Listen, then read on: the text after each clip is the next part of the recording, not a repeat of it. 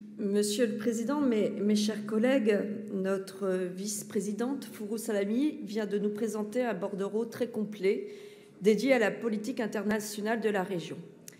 Et oui, Monsieur Penel, nous n'avons vraiment pas la même vision et je vais essayer de vous démontrer pourquoi nous pensons que la politique internationale n'est pas une compétence exclusivement régalienne, mais que les régions, les territoires ont tout leur rôle à jouer.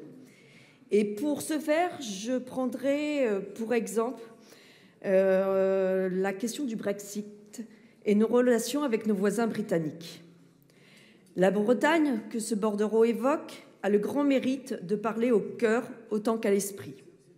Il nous dévoile une terre qui vit, qui s'appuie sur des dynamiques portées par les Bretons et les Bretonnes, et non une terre abstraction technocratique.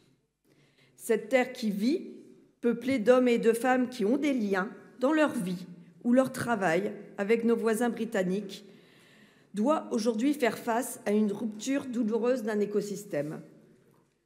Au terme de bien des péripéties, le Brexit a été reporté au 31 octobre 2019.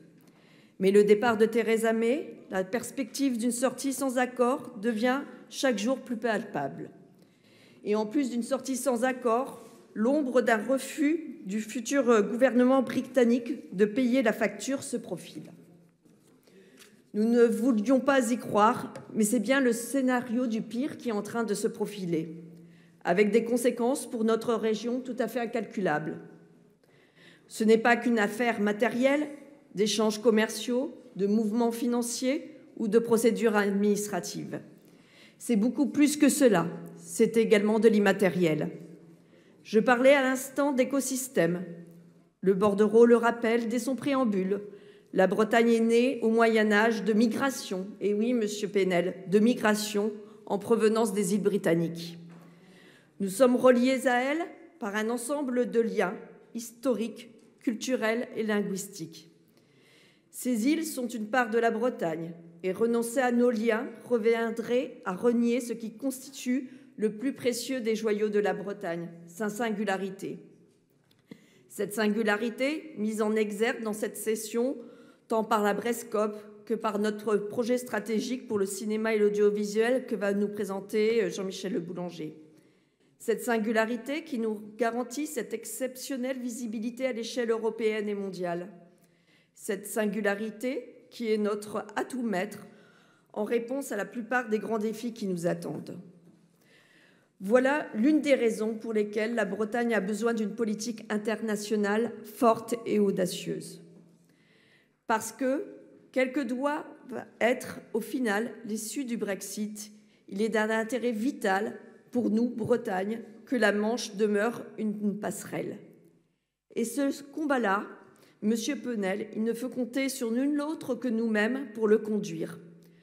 La différenciation que vous revendiquez, Monsieur le Président, auprès de l'État, ou la réflexion qu'il nous faut entamer collectivement sur l'Assemblée unique, peut-être via un processus référendaire avec les Bretonnes et les Bretons, comme nous invite à y penser Jean-Jacques Urvoas, serait de puissants leviers.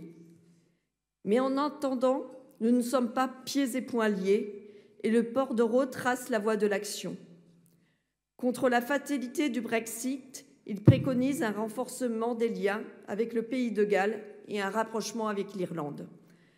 Ce qui pourrait se traduire par la mise en œuvre d'une forme de contractualisation à laquelle serait ultérieurement susceptible de s'associer l'Écosse, voire les Cornouailles britanniques.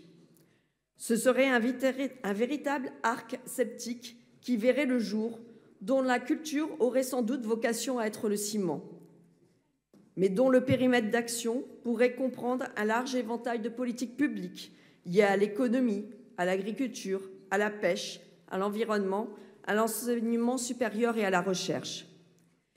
Faire d'un naufrage politique que vous avez soutenu, Monsieur Penel, une opportunité historique, Madame la vice-présidente, c'est une perspective mobilisatrice que vous nous proposez là. Je parlais tout à l'heure de la nécessité de parler beaucoup plus qu'on ne le fait habituellement au cœur de nos concitoyens et concitoyennes. Un tel chantier, je pense, est de ceux qui peuvent nous permettre de parvenir à nos fins. Nous abritons déjà le Festival interceltique de Lorient et chacun sait ici la forte signification symbolique qui revêt pour les Bretonnes et les Bretons.